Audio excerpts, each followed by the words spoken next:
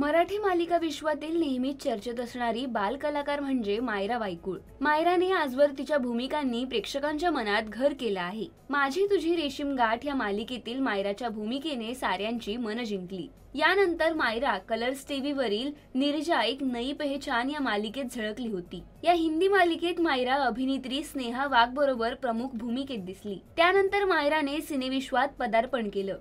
परेश मोकाशी दिग्दर्शित नाच ग घुमा चित्रपटात ती पाहायला मिळाली। मायरा सोशल मीडियावर बऱ्यापैकी सक्रिय असते, तर सोशल मीडियावर मायराचे अनेक व्हिडिओ व्हायरल होतानाही पाहायला मिळतात। अशातच मायराच्या YouTube अकाउंटवरून तिच्या लहान भावाच्या नामकरण सोहळ्याचा खास व्हिडिओ शेअर करण्यात आला आहे। वैयक्तिक आयुष्याबाबत तिच्या सोशल मीडियावर नेहमीच काही ना काही शेअर करण्यात येतं।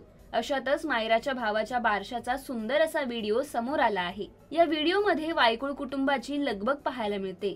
बाळाच्या नामकरण सोहळ्यासाठी खास राजगड बनवण्यात आलेला पाहायला मिळत आहे। अत्यंत पारंपरिक अंदाजात हा सोहळा संपन्न झाला। या व्हिडिओमध्ये पाहायला मिळाल्याप्रमाणे मायराने लाडक्या भावाच्या बारशाला खास परकर पोलक परिधान केला आहे, तर तिच्या आईने नऊवारी साडी नेसून त्यावर मराठमोळे दागिने परिधान केले आहेत, तर वडिलांनी अंगरखा परिधान करत हा मराठमोळा लुक पूर्ण केला आहे। तिघांचा हा लुक अगदी राजगडाला साजेसा आहे, तर चिमुकल्या बाळालाही पारंपरिक कपडे परिधान केले होते। मायराच्या चिमुकल्या भावाचं नाव त्यांनी व्योम असं ठेवलं आहे।